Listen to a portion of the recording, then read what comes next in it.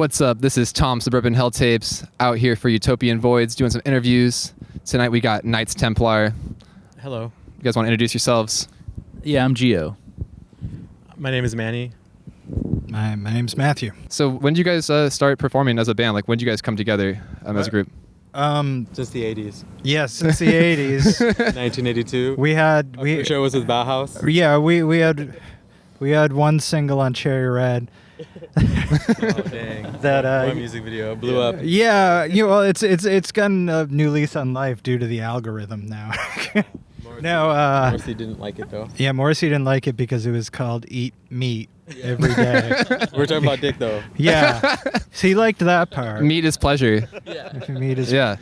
Meat is yeah. No, I started on my own, I guess, in a bedroom in Long Beach in 21, 22. Yeah. And then these guys joined to play live. I think this is either our third or fourth year. Third year. Yeah. Third year playing shows. Yeah, so I wanted to ask you about your recent release. I saw you guys were working with Paisley Shirt Records for the, it was Half the Year, right? Is that correct? Yeah. Half the Year was the tape that came out last March, I think. Yeah, Paisley Shirt is in San Francisco. I know that guy, Kevin, and he put out my last band, which Gio was in, The Lice. He put out a tape by us. So he put out this Knights Templar one. So let's talk about tape labels. Okay. Yeah. So you want to tell me about yours? The one you just mentioned? Because I did not, that was not in my research. So. Well, that was a long time ago. I had a label called Juniper Tree Songs, which is how I know these two, because I put out their old musical projects. Manny's had a thing called Morgue Toad, which was a folk project he had about killing people. Yeah. And that sounds dope. Gio had a synth pop project called Stupid Bummed, so... Which is also about killing people. Kinda, yeah. Yeah. Is it about killing stupid people? Yeah.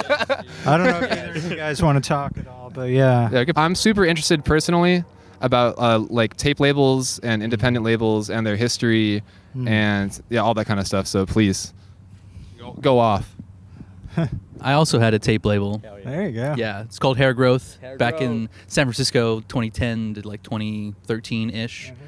It's a labor of love. You get nothing for it. Spend a lot of money. You release cool bands, and that's kind of nice, but then like they don't get any money. You don't get any money. You feel like you like kind of fucked them over for putting them out because nothing happened.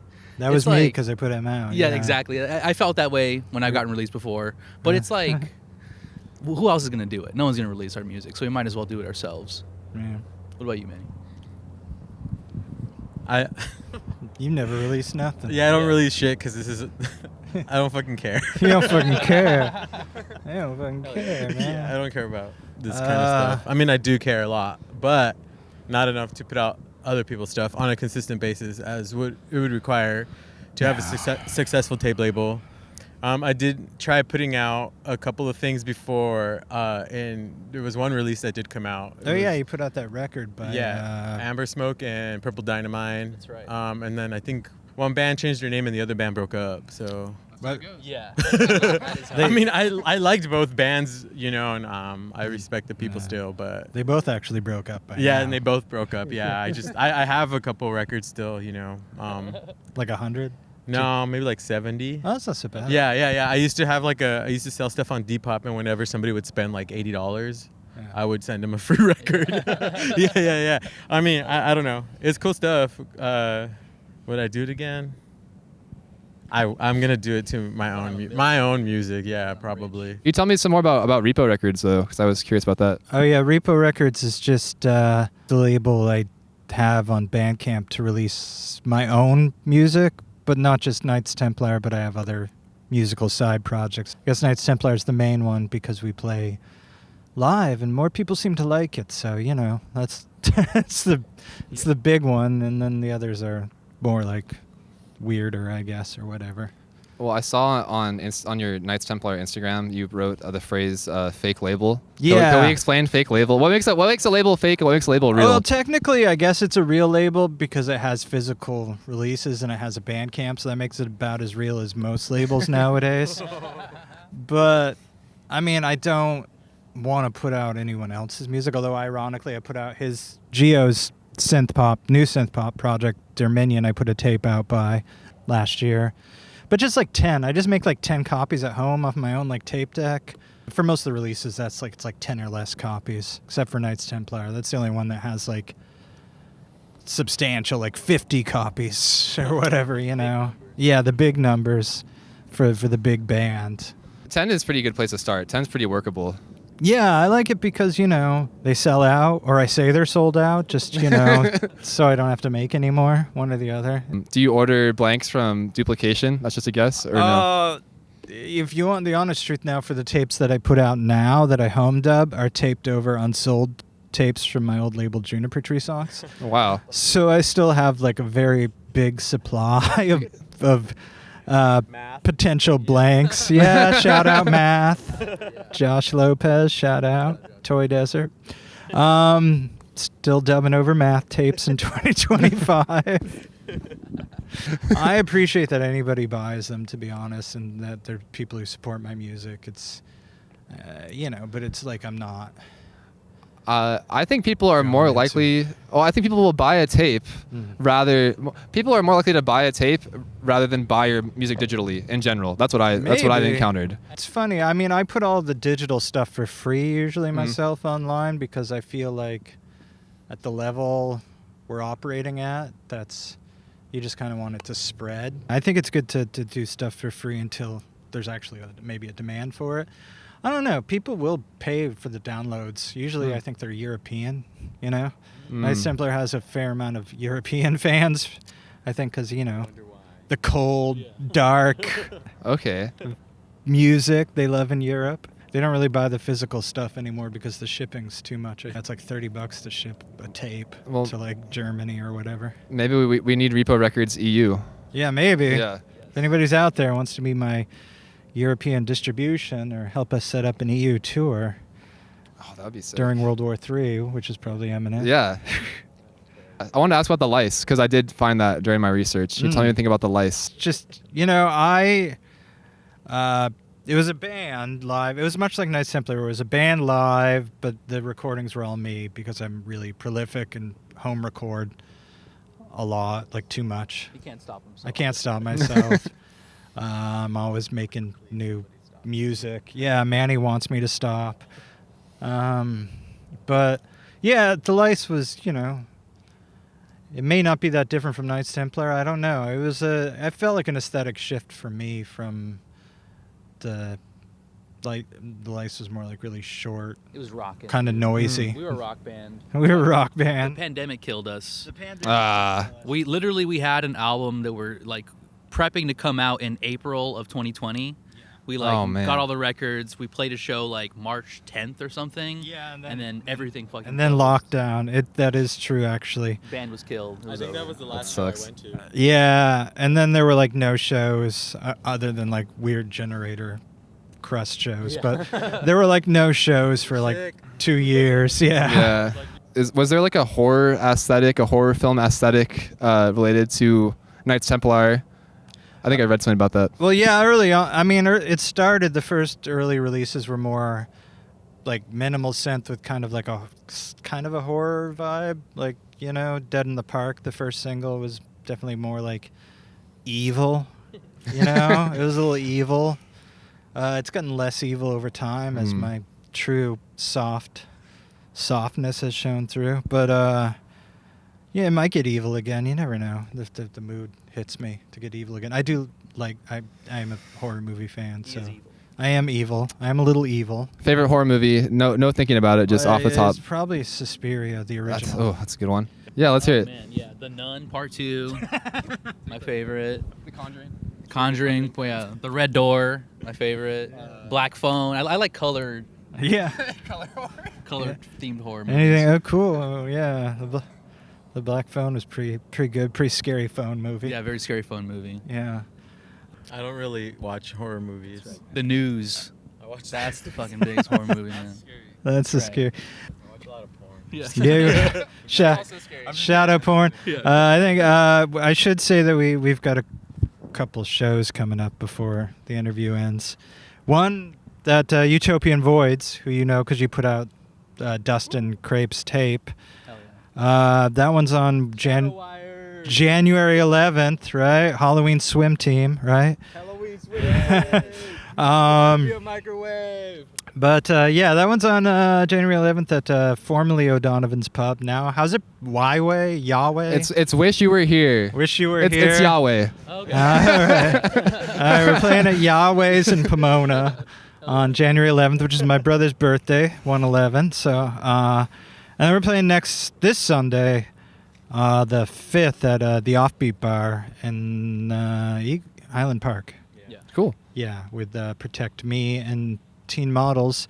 And then the Pomona show is with I got this. There's a lot of bands, Plezzure and No Exits. So Yeah. that'll be cool. All right, guys. Thank you so much, Knights Templar. Thanks for talking to me. And yeah, we'll see you. Back to you. We'll be right back. Finding good live entertainment these days can be tough. That's why we here at Utopian Voids have taken special care utilizing highly sophisticated state-of-the-art algorithms and complicated technology codes to curate events not only guaranteed to entertain, but also to inspire both reflective and energized rocking, swaying, and/or bobbing. It's the perfect event for peers to mingle and enjoy specially handpicked live music. Utopian Voids changed my life. Utopian Voids changed my life. Utopian Voids Changed my life. I was skeptical at first, but now I'm a believer. I went to Utopian Voids, and now I'm cured. It really works. I keep Utopian Voids with me everywhere I go. Utopian Voids always has my back. Thanks, Utopian Voids. Thanks, Utopian Voids. I can't wait till the next one. So join us at Utopian Voids. It's a show you don't want to miss.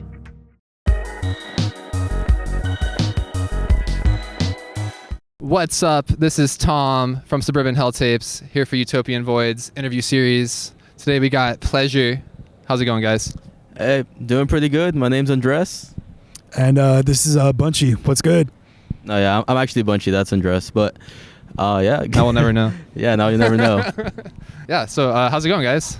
Dude, doing good. A little cold. Happy to be here. Loving the vibe. Looking for, probably going to get some food after this too. So what's it going to be? Good. The hat again? It might be the hat again, you know? Yeah. Well, actually, are you craving some snacks? I got some snacks for you. I'm always down. Okay, so. Oh, bro. Okay. So I have this exact brand of seaweed in my closet. Do you want any of there these? it is. Are those what kind are these? Are these, let me guess. Are these goobers? Those are actually some chocolate covered almonds. Those are beautiful. I was looking for like a buzzer or something. No, that's not gonna happen. But yeah, we're doing good. Cool. Happy to be here. Excited for the show. We're a band from El Monte. We're called Plezzure. We do electronic music. I wanted to ask you guys about the EP you just put out. I saw you guys got a physical release for that. I saw some cassettes. Yeah, can you tell about that? Yeah, In the Dark EP came out like either October last year or 420 last year. I wonder why I wrote down 2024 June. Oh, that's when we got so we released it ourselves on Spotify and like Apple Music and stuff like last year. But then our homie who runs the label, he produced some tapes for us, and that was in June 2024. So that was Love Shine Records, right? Yeah, Love Shine Records. Shout out Love Shine. Shout out Ryan. Lovely guy. Yeah, that's cool. All right. So, and you guys said you're from El Monte? Yeah, born and raised. Wait, were you born and raised? Yeah, well, born Baldwin Park, but that's like, it's like right there, the Kaiser. Yeah, I was born in Glendora for some reason, but yeah, we were raised in El Monte, so we grew up together, but didn't meet each other till like maybe 3 years ago. I actually just came from the El Monte train station. Like Dustin picked me up from there. Oh, word. Yeah. What do you guys think about the El Monte train station? It served me well when I used to go to Pasadena City College. Pretty nice stop. Some cool graffiti. Graffiti.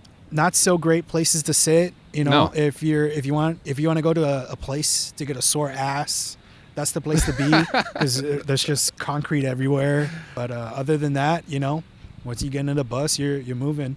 I will say it's a little awkward because we have like a trolley system in the city, but you have to like walk a little bit to get to the like. It doesn't make sense. Like it's like they should be right next to each Oh, other. it doesn't connect with a train station. Yeah, they're right like there? at an awkward distance from each other. It's weird. It's a LA public transit. Is what it is. Yep. Yeah. And but I will say the silver line there could get me to like Hollywood in like 20 something minutes. So it's awesome. Okay, I've been asking like everyone this, but is there a really good underground spot in El Monte for food? Is there like a secret spot in El Monte that's like fire for food that no one knows about? I know what this guy's gonna say. I already know what he's gonna say. Let's hear it. The spot Curry Time is my all-time favorite joint. Right there in El Monte. I recommend veggie korma, garlic naan. Ooh. You know, Pizza. yeah. There's Yeah? pizza now. There's Oh. pizza now. So if you're trying to hit that up, you know, if you're new to Indian food, I promise you, it isn't like the internet says. Fucking Instagram comments are they're really bad. My pick is cyber yogurt. It's like the best frozen yogurt I've ever had. Beats every other frozen yogurt ever made, in my opinion. I second that. They got fucking trophies in there for it. Wow. They have trophies in there. It's legit. You walk in and there's like this big ass trophy for like a Cybowl competition 2024 or some shit. And they have multiple, I think. They have multiple. Yeah. So I don't know where they go to compete for that, but it's insane. That's awesome. Yeah. All right, I'm gonna check it out. Curry Time and Cyber Yogurt for sure. There you go. Skunk spotted. Oh, I see it, bro. How did you see that? That's a good eye. The wildlife out here: skunks, possums, cats. Yeah. Yeah. What's next? Hawks 2. Yeah, hawks. So yeah, I live in Claremont. I'm out there in Claremont, and in Claremont we have KSPC, lovely college radio, and I saw that you guys had been on KSPC, and I want to ask about that. How was your experience with that? Yeah, it was like in studio performance and an interview, and it was awesome and kind of nerve-wracking too. just being on the radio, we're like, holy shit. And we actually weren't like holy shit because we couldn't cuss. Yeah, we you were can't say that. We were like holy moly, you know? Sweating bullets. Yeah, we were sweating. We're like shit. But I will say shout out KSPC, shout out DJ Dia, Augustus. They've been nothing but sweet to us and awesome, helpful in every way. I enjoyed it fully. I was a little sick, but that didn't hold me back. We were still able to rock the studio, and we were greeted with open arms. I was shoved away, but because I was sick. But yeah. Other than that, it was all good. It was all good. All good. All fun. Best place to yap for sure. Yeah, we're talking about like burgers and like I forgot what else. We were just talking. What kind of burgers? The hat burgers? The hat? Oh, dude. You haven't even had the hat burgers. Really? I haven't hit that yet. I've only tried the dog and Tops. What's Tops? A restaurant. The original one is in Pasadena. It's great. I recommend the zucchini fries or the sweet potato fries and their ABC burger, their avocado bacon cheeseburger.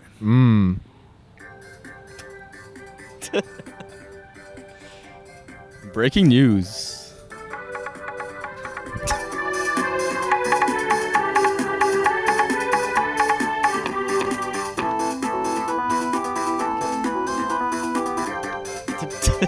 Remix.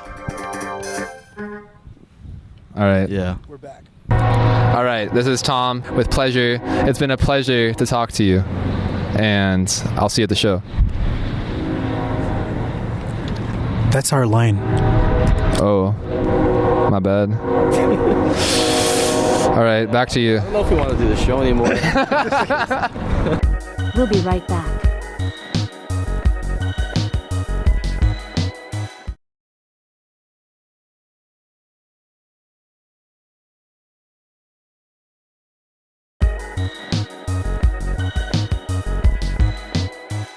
Hey, how's it going? This is Tom from Suburban Helltapes. I'm here with Utopian Voids for a little interview with No Exits. We have Colin and Paul here. Nice to meet you guys. How you doing tonight?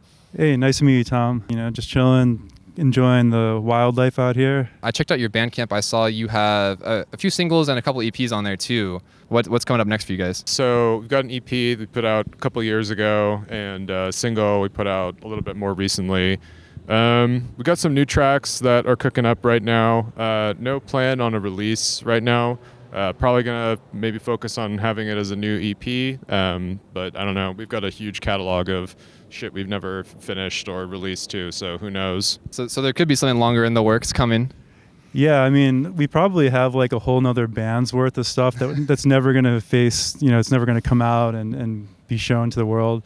Probably stuff that that maybe we can like release when we're famous or something. But we're not holding our breath on that or nothing. So studio sessions, the archives, the early years. Yeah, the rare, the BB, like the deep cuts. Deep cuts. Yeah. Yeah. Speaking of deep cuts, I wanted to ask, you guys involved in a band, Cold Metal? Yeah, I mean that's my past as well. Interesting. That's like a very, very deep cut because that's something that in my days living in Portland, Oregon for a moment, very gloomy, very appropriate music for that kind of weather. I think at the time that band was forged on depression, alcohol, and sadness. Well, I guess sadness is part of depression. And then alcohol follows depression too, or then takes you in the cycle of depression. I'll just leave it at that right now, but yeah. Yeah, so I was wondering if you lived in Portland because I saw that the label that one was put out on was Black Circle Records out in Portland. And I'm a big fan of Portland personally. You have a favorite record store in Portland? Oh, I don't even know if it's there anymore, to be honest. There's quite a few. I like Tomorrow Records in Portland. Oh, that's still there? Yeah, Tomorrow. That one's great. Yeah, that's a good store. Yeah, Tomorrow's really good. There's a few. Little Axe in Portland. That one's cool. There's so many good ones in Portland. Like, that's pretty much what I do every time I go there. Just go to record stores and eat. Seriously, it's eating. Well, it's like eating, and then like when I was living in Portland, there were like really, really cool shows. Like you would just go to like a random warehouse and you would see like Glass Candy, Johnny Jewel would like be doing something, or like you would hear like a no wave band and all that good stuff. The heyday of Portland, basically during post recession time in the 2000s, like people were broke. They were overeducated and over-caffeinated and hyped up. They wanted to hear some, angry no-wave music. Yeah, broke, overeducated, and over-caffeinated sounds like a good combination to make some art or music. Absolutely. Yeah, and then we were just a touch of depression, I guess. But I think those all go together. Manic episodes. Absolutely. So when did you come back to SoCal or this area? I actually ended up down in the Bay Area before I ended up down in SoCal. And Colin kind of took a similar journey with me. We're actually originally from the East Coast, and he ended up in San Francisco and then down in SoCal. But I didn't meet Colin until SoCal. But yeah, the Bay Area had a lot of cool stuff back in the day too, like bands like Numbers and things like that. Really rad stuff actually. This might be a controversial question, but when it comes to Bay Area music scene and Portland, and then like SoCal, like LA, IE, do you have a favorite music scene out of those three? It's more about like the time period. If you can go in a time machine, like San Francisco right now, like I don't know, man. It's like just like all a bunch of like people that were like, oh yeah, remember the good old days, or they're like super rich right now and they don't even know anything. So I wouldn't want to go there to the Bay Area now. And Portland's kind of like, I feel like I haven't been there in a while, so I don't know what it's like now. But in the heyday, like both cities were pretty like they were rivaling. You had like a lot of good underground shows. You had like art and like culture. People would have house shows in the Mission in San Francisco. Mm-hmm. Like that seems like something that just doesn't happen anymore. So I'm gonna say like I would like to take a time machine, maybe at least 15 years ago to either city. It's not just about being in the right place. It's about being in the right place at the right time. Yeah, exactly. Yeah. And you could say that about New York. You could say that about DC. All those places too have had like different periods of awesome stuff. Do you have any thoughts on the current post-COVID time period we're in as being some kind of like resurgence of local scene? Like I've personally noticed there's a lot more shows right now. I've seen a lot more shows being put together, house shows and at venues. I feel like we're kind of past the everything shutting down and nobody going outside. I live in Boyle Heights, and there's like an awesome, resurgence of, kind of young people getting out and like putting on shows and like putting on awesome shows. I was pretty close to the Paramount, and that place is just like always packed, with like a line around the door, which definitely wasn't there, a couple years ago. So, it's awesome to sort of see everything back into full swing? I'm in Pomona, so it felt like since the pandemic has kind of gotten to a place now where people are not afraid to just go out and be themselves and just, put on some cool things, Actually, Utopian Voids was introduced to me like post the pandemic and the COVID times, and I think that just seeing that, like the energy that some of those shows have brought, like really make me feel like we're getting back into the groove. Like our last show before the pandemic was actually in 2020, right before the shutdown, and then literally like, the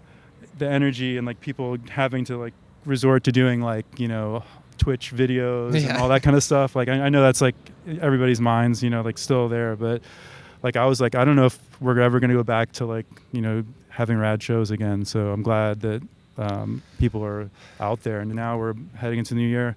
I look forward to like seeing some cool stuff, getting back out there and like putting out some new stuff and, seeing how that goes. I got another deep cut question here. Are one of you guys a software developer? Guilty. Yeah.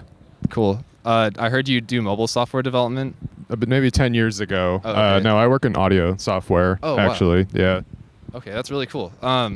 Yeah, I don't know. Dustin mentioned something, but yeah, I also. I just find bugs. Oh, so you're a QA guy.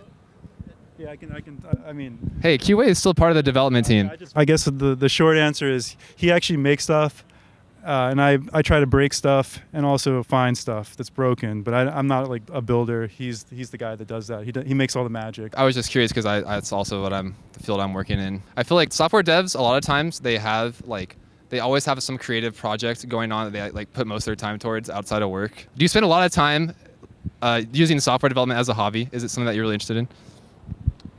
No, I pretty much clock in and out. I actually have a really hard time listening to music when I work too, especially music with like vocals. Yeah. Can't do it. I have to have ambient or instrumental or like drone or something. I can put on some like dub techno or something and just kind of chill out to it. But anything, if someone's singing, like I just can't focus. Yeah. All right. So I've been delving into your personal life and your past. You guys want to talk about anything else? Anything you guys want to bring up today for discussion? Yeah, I'm going to turn this around on you, man. Oh boy. What's the first concert that changed your opinion about music? A first concert I can remember going to, and I knew I loved going to concerts, was seeing ZZ Top with my dad. And it was like one of those like stadium shows. I think it was like OC County Fair or something. Just being in a sweaty crowd of people and like hearing loud music, something about that, you just can't beat it, You just can't beat being in a mass of sweaty people and having your eardrums blown out and having your chest rattle from the bass. I don't know. I can't get that satisfaction anywhere else other than being at a concert. I totally feel you on the going to the concert with the dad vibes. I think that's like, foundational experience that like really sets the tone for you to, think about your future and like, what you want to do. Not that you're doing ZZ Top, but I'm just saying. Yeah, you got to start somewhere. You got to start with the classics. Yeah, for me it was The Who. Oh, nice. Yeah. One of the other ones I went to early on was like Roger Waters' The Wall tour, and like that's like a whole nother level where they add like a kind of like stage elements or like like puppets, and like it's like almost like a whole drama going on the stage. Some of those big budget shows that are like a big stadium shows, sometimes they can really pull off like a cool, awesome, like blow your mind kind of experience. But I find nowadays I love the small shows. I love the small and intimate shows. I like bars and house shows. Yeah, for sure. I mean, not saying that I wouldn't be opposed to going to like a big arena if someone was like, hey, come, but I'm not going to seek that out usually. I think the happy medium is like the big outdoor show because it's always like a better vibe just kind of being outside. I just went and saw System of a Down this year, like in Golden Gate Park outside, and like it was probably the most like engaging big show I've been to in a while, where it's not just like some giant legacy band, playing the hits on a stadium that you're 10,000 feet away from. Yeah. It was very much like whole audience was into it. It was great being outdoors. Was the crowd moving? Was good pits? Crowd was moving. Yeah. It's a good pits when you come back sore, like you have like some injuries that are going to last a few years, from shoulder ramming into people or like falling over. Oh, I'm old, so I just shook my head a couple times and I was sore, throughout the rest of the week. Favorite food in this area? Like favorite place to go eat? I'm going to shout out Milpa in Boyle Heights, best breakfast burritos in all of LA. See, I'm from the East Coast, so I'm always trying to find pizza. So that's my problem. Like people are always like, where do you like to go and this and that? So, and that's usually ends up in a lot of dead ends. Hear that? Desano's? Desano's in Hollywood. East Hollywood. Neapolitan. It's probably like the best pizza in all of LA. Okay, that's a bold claim. I mean, depends on what kind of pizza you want. You know, like what's your favorite type of pizza? I lived in Chicago for a year, so I've had both styles of Chicago pizza. The deep dish, which is like that they call the tourist Chicago pizza, but then there's a real Chicago style pizza, which is tavern style. Have you had Masa in Echo Park? No, I haven't been there yet. Okay, it's like deep dish Chicago style. It's pretty good. Sure. Thanks so much, guys. A pleasure talking to you. And yeah, what you got coming up? So we got a sick Utopian Voids show coming up on January 11th. Going to debut a little bit of new music that we've been working on, so definitely come check it out. Colin and I, we have a little bit of a different setup now. Colin's on drums, so like electronic drums, so it should be pretty cool. Just come and buy some drinks. That's how we get paid. This is Tom, Suburban Helltapes, out here for Utopian Voids. Lovely chat with no exits, and I think we're going to be exiting. It's back to you. We'll be right back.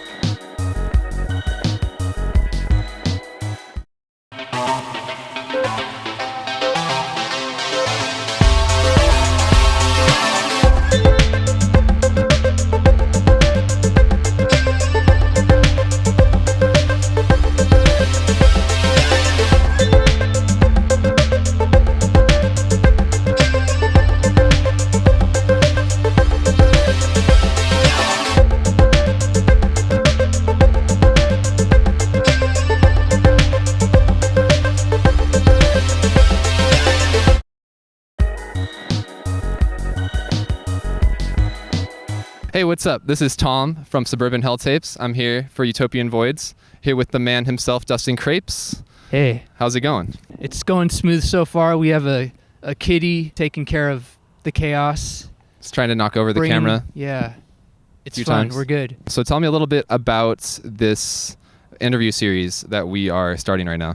This is a series just to get to know the bands, the acts that are playing on our shows. It's supposed to be a win-win for everyone involved. We want to get some more publicity out there for all these local acts. We want to shine some light on the underground here in the IE and greater LA area. So Dustin, I heard you have been a part of the underground music scene out here for quite a while now. I think I started playing in like 2003 was like when I would say I played my first show that I consider a real show. Where was that at? That was in Claremont at CK Cafe. Oh, so it all started at CK. For those who aren't familiar, CK Cafe is a legendary institution in the Claremont Village, family-run tea shop there. A great community center for artists and musicians. That's actually where me and Dustin first met and started hanging out. So that's really cool that you started all the way back at CK. And yeah, it's crazy. I was back there a lot this year playing little jam sessions every month. Tell me a little bit about your setup for the live sets at CK's and like what synth you're bringing, what's kind of the whole theme of that setup. I pretty much always bring a Moog Grandmother, which is a semi-modular synthesizer, monophonic, for anyone who's into that stuff. And I loop things as I improvise on the Grandmother. I recorded probably all my sets this year from when I started doing it in January. And from those recordings, I'm working on the next music project that's coming. That's a much more like intuitive and improvisational way that you're creating the music, right? Versus like starting a project in the past. I've never done it. I've never done it this way. What I like about what's going on with this new stuff I'm working on is like, I had to put myself in a place where, okay, I have to be at least somewhat entertaining for like 2 hours straight, jamming, making beats, improvising, and there's no out, you gotta, you could turn down a loop and then start another one. But I tried to put myself under that pressure to force myself to create something. We'll see how it turns out, but I feel good about it. It's a new way of approaching yeah, man, that's awesome. Songwriting. I know when you do these live sets, it's pretty much like all improvised, and it can range from more ambient to more experimental to just like kind of like a down-tempo electronic, just vibing beats, like a beat set almost. So if you're gonna work with these recordings with the live sets, are you planning to like add more vocals or flesh these out more, or is it gonna be more of a collection of like these beat instrumental type? I think I'm gonna put vocals on A lot of them. I've been like picking out sections from songs from jams where I'm like, okay, this is a good beat, and then I move on to the next thing before getting too much into it because I have a lot of sessions to go through, and I'm just trying to get them all ready so I could look at what I actually have to work with. There were a couple little sessions in editing where I started kind of singing along. So they're pulling some vocals out of me. You know, there's some vocals that are potentially going to be on the jams. I thought about doing instrumentals too. You know, I don't know. I've never really done a lot of instrumental stuff. You know, maybe like one or two on like past albums, but there may be more this time. I really don't know. Cool. Keeping it open. Yeah. Well, excited to see what's coming with that. And you want to give a shout out for the album you put out this year? Sure. Yeah. I put out an album this year, 2024, called Control. It's a group of songs that were like kind of put on the back burner for a long time, and I dug deep in my files for things that I like had kind of always intended to get back to. It's electronic rock, synth pop, synth rock. Some call it darkwave, post-punk. I don't know. You've heard it. What do you and it's out on Suburban Helltapes on cassette. Yeah. Released by this talk guy. About that. And digitally wherever you stream songs. Wherever you stream your music. We'll be right back.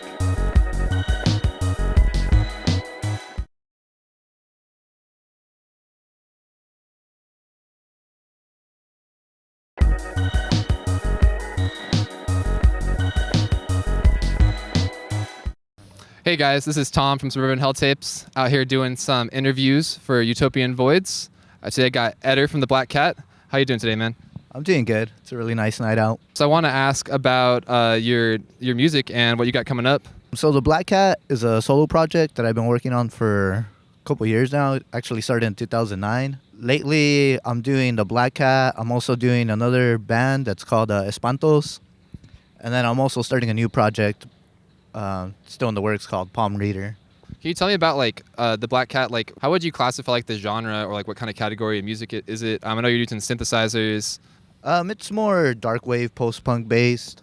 A little bit of sad boy in the mix too. That seems to be the general theme with most people we're talking to tonight, and also most of the bands we have coming up on this first show on the 11th, like darkwave, post-punk, and that kind of stuff. So, do you think that there's been like a resurgence in this genre, like in popularity? Yeah, I think it's gotten a lot popular in the last couple of years. I think drum machines and synthesizers are coming back in a big way. Yeah.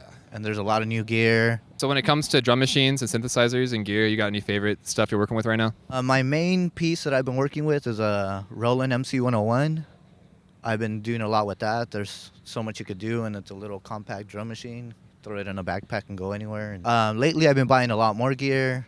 I just got a Electron Digitech, which I'm still trying to master. I want to talk about the cassette releases that you've done. Has it just been the one, or have you done any more? Or? When I first started, I was trying to do more grindcore stuff, and I would record on a cassette and use a loop pedal to record my guitar parts and then play drums over all that. That cassette you're talking about, it was a one-shot thing. Mm-hmm. Did one cassette out of it, but it was still pretty fun. Back on the topic of like darkwave and that kind of music, is there like any favorite artists like right now that you're listening to in that category? I've been a big fan of Boy Harsher. Lately, I've been listening to Filmmaker. Oh, nice. Filmmaker has been one of my favorite ones for a while now. It's just so electronically heavy and dark, really fun. I kind of trip out on it. Yeah, I've been wanting to get more into Filmmaker. I've only heard like a few songs, but I saw like, I don't remember exactly what it was, but I think like Boards of Canada like put one of his songs on like their mix that they did, or they remixed it or something, and I'm like wow, like if for indie artists like for Boards of Canada to notice them is like, yeah. I was like, okay, this must be some some really legit stuff. Yeah, definitely. That sounds like a cool mix too. I'll be down to hear that. Boards of Canada is really great too. Oh yeah, and so you're from Riverside? Yeah, I grew up in Rialto, and I live in the Riverside area right now. So been out here in the IE your whole life? Yeah, I was born in Los Angeles, so I've been like back and forth from Los Angeles to the IE. And I'm out in the IE right now. Do you have a preference? Do you like being in the LA area? Or you like being in the IE area more? Los Angeles is really fun. It just turns out to be a lot of drinking and a lot of going out. It's just expensive. Yeah, it's also expensive. And Riverside's a little more calm, and there's still a lot to do in Riverside too. There's a big goth scene, and there's a lot of bands coming through right there. You got any favorite food spots you want to recommend out in Riverside or just like in the IE in general? There's a spot in Rialto called La Vaca y el Buey, and they make authentic Mexican food and super bomb burritos there. Check them out, La Vaca. You got a favorite record store out in the, like, it could be LA, it could be IE, it could be anywhere. Any favorite record store? A couple favorite ones was Permanent Records. I think that one's in Highland Park. There's a new one in Riverside called Penrose. It's a nice shop. I found some really cool stuff in there already. Well, what are you usually looking for? Are you looking for like new releases? You dig through like 80s stuff? Like what's your go-to? My sound varies from everything from hip hop to punk rock to electronica. The last album that I did find was a Daughters Canada song. That's a cool find. What made you switch up from grindcore to doing the more like cold wave type? I still would want to do grindcore. It's just I don't have the energy for playing blast beats for so long. And I haven't been playing drums as often either. Ever since I started doing more drum programming, I kind of stopped playing live drums. Maybe we just got to find you a drummer. Yeah. Yeah, grindcore drummers. Hit him up, the Black Cat. Could be a new band. Or anything you want to promote, anything you want to shout out? Yeah, I'll just give another shout out to Utopian Voids. It's been great working with Dustin and working with the whole Utopian crew. Actually, it's been great.